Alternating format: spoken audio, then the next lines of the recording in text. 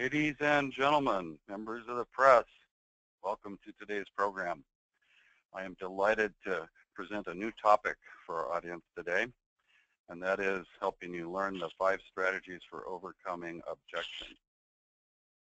By way of further introduction, my name is Warren Stokes. I'm the Vice President of Sales at Avidian Technologies, and I'm joined by Donnita Weese, one of my colleagues and a Senior Account Manager also here at Avidian.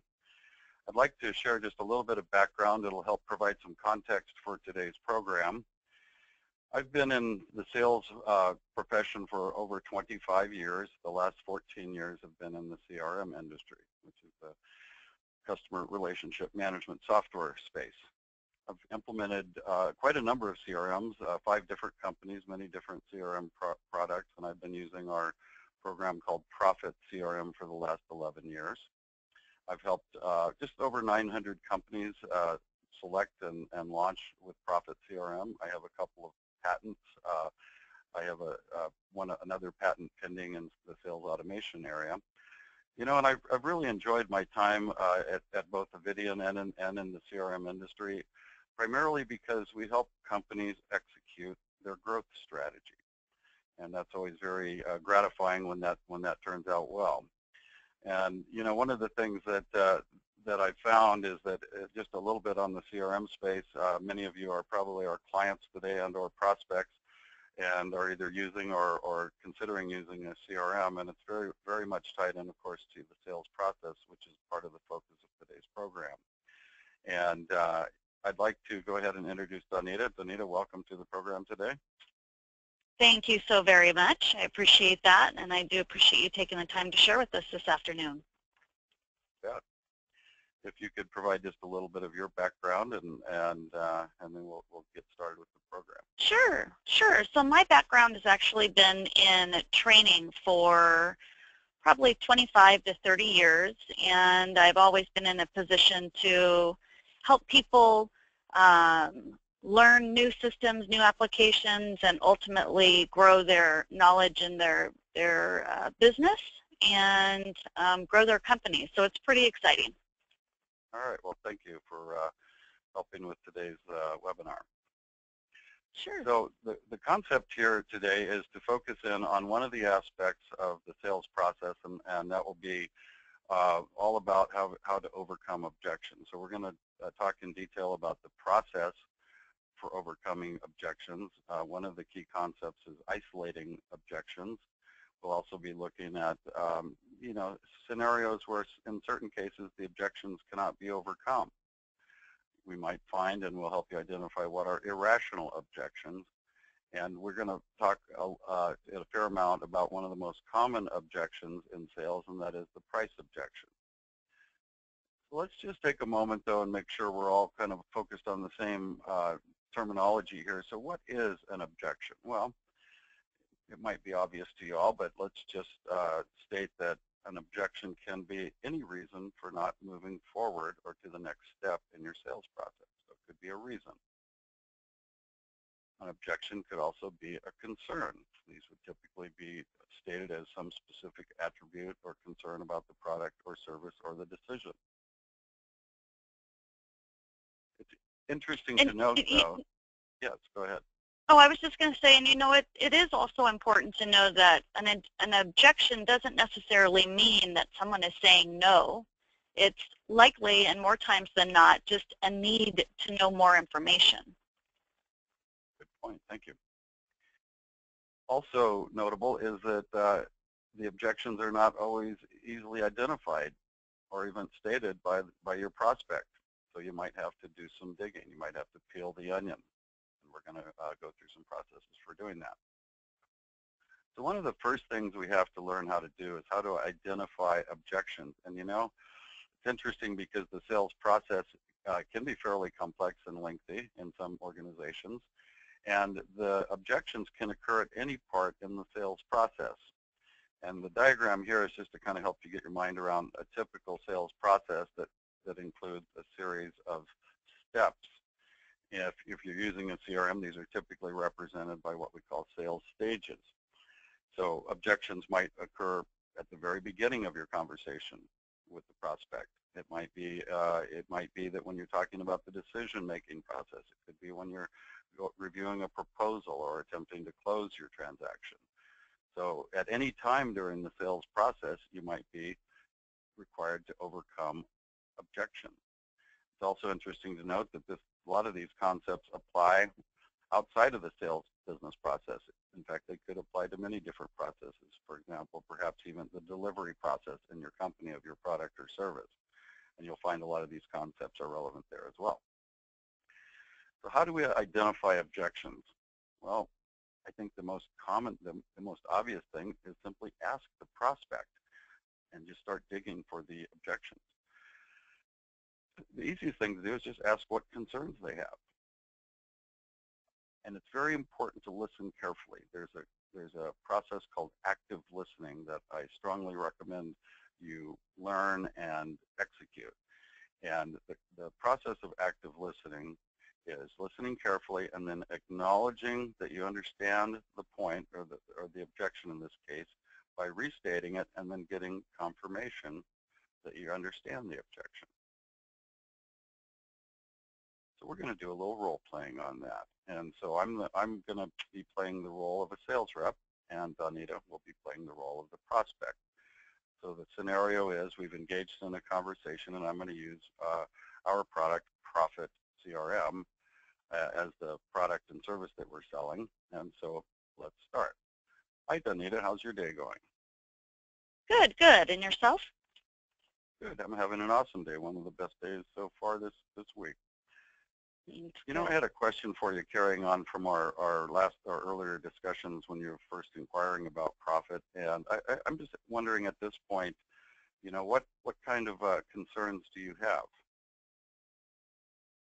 Well, I'm going to say it has to do around pricing. Okay. So let me make sure I understand your concern. Pricing is a pretty big category. Could you tell me just a little bit more about that? Yeah, well, my concerns are really more so with the upfront cost to get this going. Okay, I think I get that. So as you know, we've talked about a lot of different potential, you know, pricing models, and one of them does include an upfront fee. So that's to get our solution implemented, set up, and people trained. Is that what you're referring to in terms of the upfront cost? Yes, yes, absolutely. Mm-hmm.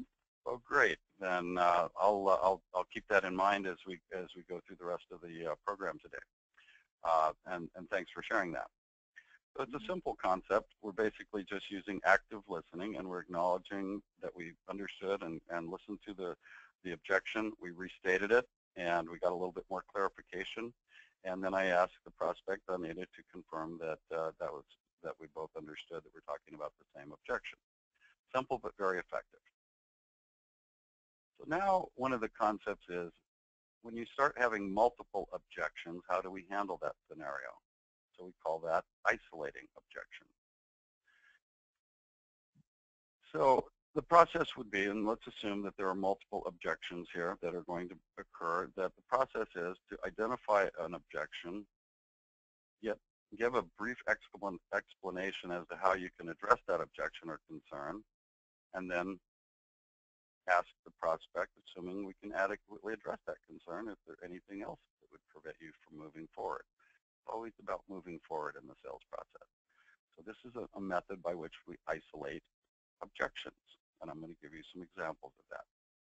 Now, in some cases, you'll run into an objection that can't be overcome. It's a showstopper. It's a deal killer. So we're going to take careful note to, if we reach that point, what then occurs. So think of an objection that cannot be overcome as a showstopper, and the next thing you're going to do is test that theory a little bit. So you're saying that if I can't overcome this, the deal's off. The answer is yes to that. It's very simple. Wish them the best of luck in their search. Thank them for their time, and have a nice day. But remember that objections, especially objections that cannot be overcome, may be just kind of a red herring or something that is kind of really just distracting from the main issue, and it also may have to do with the person you're talking to in the organization. But at its face value, if you find a showstopper, it's useful to save everyone time and just acknowledge that. Now, when it comes to an objection that you really are trying to help the prospect sort through whether it's a showstopper or not, I found it useful to just have the prospect think about their objections or their requirements in this case in 3 simple categories. Those things, those attributes or features or performance characteristics that you absolutely must have, the things that you should have, and the things that would be just nice to have. It can really be that simple, and then you simply help the prospect identify those, and basically you should have all of the must-haves, most of the should-haves, and perhaps some of the nice-to-haves. And that way you can identify that. So we're going to go ahead and role play that. And I'll be the sales rep again, and Donnita will be the prospect. So hi, Donnita. Nice to talk to you again. Well, hello. Hey, so based on our last conversation, you said you might have some additional research on the project, and I understand that you might have some concerns at this point. Maybe you could share those with me. Yeah, I do. One of my main concerns at this point is really around timing. Okay, so by timing, are you referring to the implementation cycle of the CRM application? Yeah, well, one of our largest conventions is actually in June, and so the bottom line is we really need to have the system in place and up and running by then in order to support us. Okay, so I get that. You're basically concerned as to whether or not there's enough time to get everything installed, people trained, and everything up and running in order to launch by that big event. Is that correct? Mm-hmm. That is correct. Okay. Well, at this point, that is a realistic timeline, and subject to some further discussion, assuming we can agree on the exact schedule. Is there anything else on your mind that would prevent you from moving forward? The only other thing that I think is a roadblock is my concern that everybody that's going to be using the system it has buy-in. You know, most of my users are pretty low tech, and I need to make sure that everyone's on board with this. Got it. Well, you raise an important subject, and in fact, getting buy-in, at least in my personal opinion, is one of the most important aspects of any new system, and especially a CRM system. That is partially due to the fact that the biggest challenge in CRM is getting user adoption and buy-in. So you're talking about just making, I just want to make sure I understand you correctly, that you're talking about making sure that all your users are comfortable with the new platform and the new product and that have been properly trained. Am I getting that right? Yes, absolutely. That is correct. Okay. I think you'll find that when we review the full proposal that will be addressed. And so assuming that we can adequately address that concern, do you have any other objections or concerns that need to be addressed? Not that I can think of, but I promise I'll let you know. Okay, well, very good.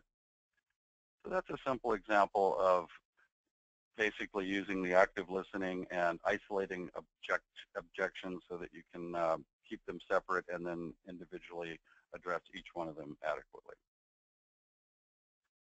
So let's talk a little bit about one of the things that come up from time to time, and that's the category of what I call irrational objections. Let me explain that. Perhaps the prospect has some desire for functionality or performance that absolutely no product or any service in the industry can reasonably provide. That's an example of an irrational objection. For example, I want a CRM that will make my coffee in the morning. I want a lawnmower that has a built-in coffee maker. I don't know why I'm thinking about coffee today, possibly because I'm in Seattle and we drink a lot of Starbucks. But those are examples of desired functionality or performance that no one can reasonably provide. Another example of an irrational objection is price objections or targets that are not anchored in reality. Donnita, you might have a thought on that. I'm sure we've all heard these before. Yeah, the irrational objection around wanting something for free. Aha. Well, in most cases, that can be very irrational. At least in our business, we do charge for our products and services. We're going to talk a little bit more about the implications of free here in a moment. But yeah, that's a very good example. Price objections that are not anchored in reality. The thing to know is that irrational objections cannot be overcome. You just have to determine whether they are showstoppers or not. So if you run into irrational objections, please keep that in mind. And again, one of the most common objections that almost all salespeople face is the price objection. You know, your price is too high. And I'm wondering, are we as consumers just conditioned to object to the price? For example, when was the last time you went in and said, you know, your price is too low, I want to pay more? It just doesn't happen. Conversely, we all want a better price, and I think we're conditioned to ask for it. So there's some concepts that I'd like to share on how to overcome the price objection. One thing you might do, just to add a little levity to the conversation, would be if someone objects to that the price is too high, you might just say, oh, so we are negotiating already? That could get a few laughs sometimes, but it's actually true. By the way, do you know how to tell when you're negotiating, Donnita? Well, I'll let you go ahead and share. I mean, I have ideas. I think it's when the questioning begins. Exactly, and one of the ways that you know you're negotiating is when someone first talks about price. Just a little bonus material there. So in order to overcome the price objection, the first thing you have to do is create a value proposition. The price isn't even relevant until you have established the value of whatever your product or service is. And in order to create a value proposition, first we have to understand one of two things. We have to understand what the prospect's points of pain are or areas of potential gain. You have to understand that, and you have to be able to enunciate that before you can make a relevant decision as to whether the price objection is even relevant. So the concept is find out what the main points of pain or the problem that the prospect is trying to solve, or what are the gains that the product can help you achieve. Only then can you really understand the relevance of the price. So you just, one very good methodology there is just to keep asking why. So if they describe a point of pain, you might want more clarification. So why is that? Why do you suppose that's the case? And you keep peeling the onion by asking why and getting more clarification until you get to the root of the pain or problem or the area of gain. Awesome. So similar to that, a corollary to that, is you want you and the prospect to both mutually understand the cost of not solving the problem. This helps quantify it. So for example, in our business, it's largely about identifying the cost of an opportunity that got lost or fell through the cracks. How do you do that? Well, you need to establish an ROI around that. What is the return on investment so that we can make an informed decision as to whether the price is realistic or not. So understanding the lost opportunity cost is the key.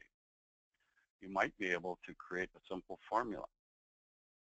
In our business, which is providing CRM solutions to companies, it's often understanding and just ask the question, what is the average value of an opportunity? So if you get a new client, for example, how much revenue would that new client on an average generate in a year? You'll want to apply that or multiply that times the number of opportunities that they pursue in a year. You might consider these sales leads or inquiries. Basically, generically, we call them opportunities. And you multiply that by a factor of expected improvement. Now, in our business, we've researched that. In fact, we've surveyed our customers and asked them point blank, what is the revenue gain they can state from implementing Prophet CRM? The average response to that was 21%. I'm not suggesting we use that exact number, we want to take something a little more conservative. So the equation might be something like this. Let's just say the opportunity value, in other words, the potential, let's say, revenue on an annual basis for a new client or on a new contract is $25,000. And we pursue, maybe the prospect pursues 100 of these deals a year. So the total value of that is easy math, it's $2.5 million. And let's take our statistic but cut it in a little more than by half. So rather than looking for a 0.2 or a 21% increase, we're only looking at a 10% or 0.1 factor. So the question is it worth $250,000 of revenue gain to invest X amount in your solution? And, maybe that's $10,000, maybe that's $25,000. The point is that this is a great way to have the prospect understand, walk them through the value of an opportunity, equate it to their total pipeline of opportunities, and then apply an expected value of gain.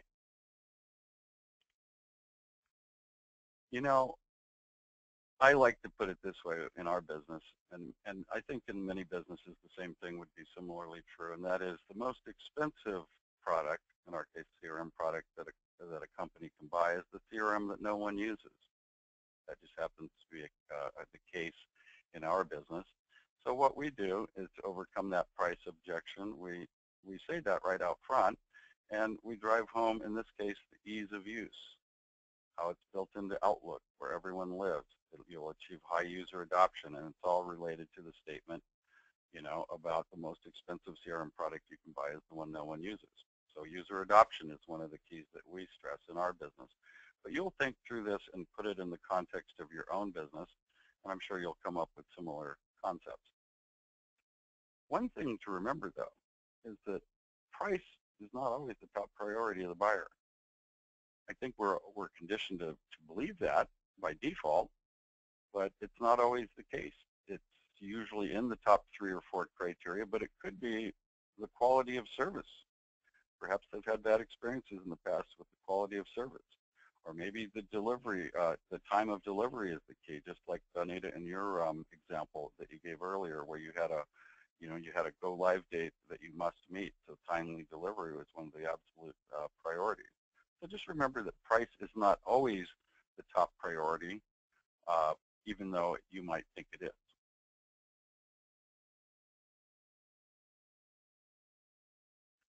I'm going to share with you a few useful tips that I've found that are very valuable in sales and, in effect, overcoming objections. One of the concepts is go for no rather than yes. It's a little counterintuitive, isn't it, where you're going for the answer no, but oftentimes you'll find that you get more prospects to yes. So an example of that would be, is there any reason why you would not move forward with the contract, with the proposal? So you're really inviting them to say no. You can do this over and over.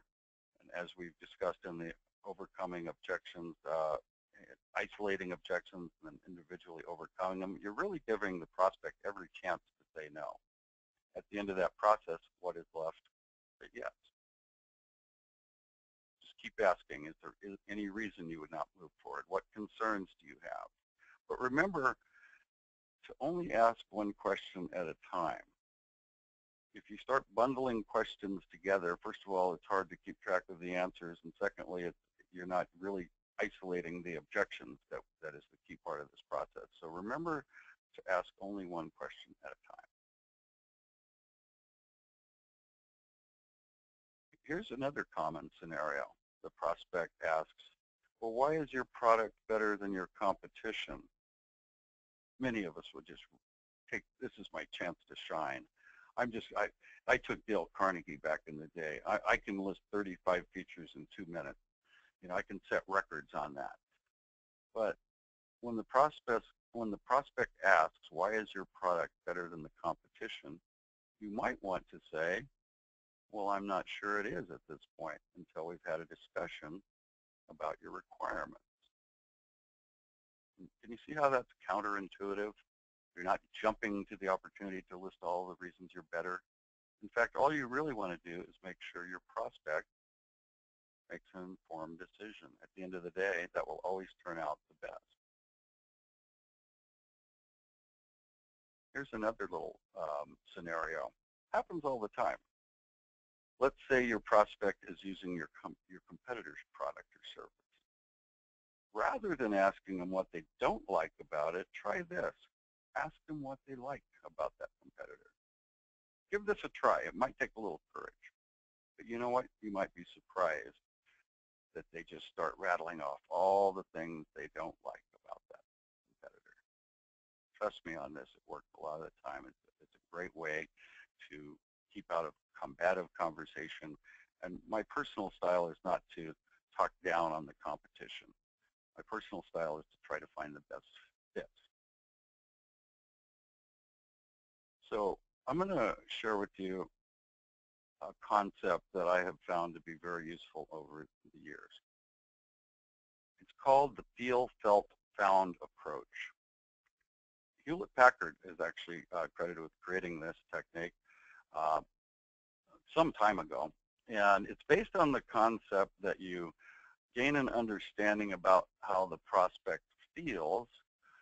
You let them know that they're not alone, that others have felt that way. And what they found was, so let's role play this using the feel, felt, found theory. So Donnita and I are going to role play this. And Donnita, I understand that you have a concern. Could you share with me what that is? Well, you know, Warren, you are a great salesperson, and I've appreciated this whole process, but my major concern is the post-sales support. Once you've got my contract, how am I going to be guaranteed or feel confident that I'll get the post-sales support that I need? Well, first of all, thank you for the positive acknowledgement. I appreciate that. But you know, I understand exactly how you feel about the post-sale service.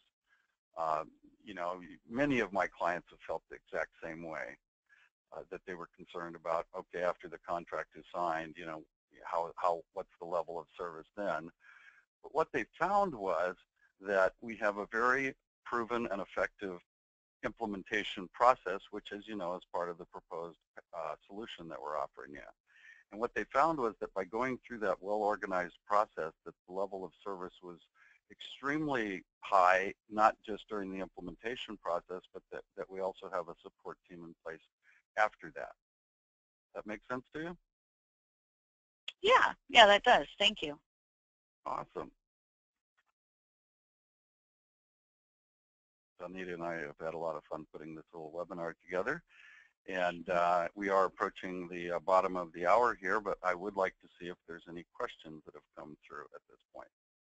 Let's have Donnita go ahead. Hey, Warren, I do have a few questions that people have been asking, if you don't mind. Sure, go ahead, fire away. The first question is, can you share a little bit of additional information on active listening? Sure. In fact, we did cover that fairly quickly. So think of active listening as, first of all, just think of it at the very core is careful listening. And you know, you have to focus on this. When somebody's speaking, you need to listen carefully. You know, there's an old saying, are you listening or waiting to talk, right? And that's one of the concepts that will help you understand what active listening is about. Active listening is the process of listening carefully, but then making sure that you both understand the point or concern, and that you get acknowledgement back from the prospect that you are correct in your assumption, and that kind of closes the loop. And it's a very important aspect. Virtually any question deserves some of that active listening process. But thanks for the audience member that asked that question. It's a good clarification. Yeah, that was a really good one. There's another one. Someone is asking, how do you handle pushy know-it-all clients? Ooh, that's a good one. Well, and one of the ways that you can do it is just recommend one of your competitors. Go take a look at them. I'm saying that. Yeah. I'm saying that have been just, but I've actually done it. No, that's a challenging situation, and I think one of the things that help in that regard is having what I just call an authentic dialogue with the prospect or customer. And what I mean by that is, honesty to the nth degree. It's like, I really want to help you, but my challenge is I'm having a problem addressing all of your points and concerns here. So perhaps I could bring in some additional resources on this point and address it through getting help from the rest of my team. Does that work for you? So that would be an example of dealing with a pushy customer, because sometimes it's just a different voice on the phone or a different person handling the account that might make a change. Now, we deal with and have thousands of clients ourselves, and it has happened where we get what I used to call high maintenance clients. In one of my old companies, I had a little. In fact, we even had it in the accounting file as a little flag that's called HM, high maintenance. So sometimes you have these pushy or challenging customers, and again, sometimes the best way is to bring some other team members in to help them. But excellent question, thank you. Yeah, and another question that has come up is if you would kindly elaborate more on that sales diagram that was a few slides back. Sure. Sales process. Let me just pull that slide up. I do get a lot of questions about that, especially from our audience today that are primarily people in sales. So I'm going to just get back on that diagram here. So just briefly speaking, what this is showing is, it's a diagram of the sales process, and if you think about what a process is, it's really just a series of activities that is intended to create a certain result. In this case, sales transactions or sales revenue. The process are just steps that you go through. Now, under each of these milestones, which is what we're looking at here, there are a number of activities that are driving each at one stage onto the next stage, and at that stage there are activities that drive you to the third stage, and so on. Now, this happens to be a very popular topic and a topic of another webinar program that I will be putting on, which is how to create a consistent and repeatable sales process. So stay tuned for more on that, and we'll be certain to invite you out. By the way, any of you can contact us. In fact, this would be a good time to post our contact information, and we would be delighted to help answer any questions that have come out of this webinar today, or for that matter, any topics that are related to it. So I want to thank you and wish you all a Hey, Warren, can I ask one more quick question?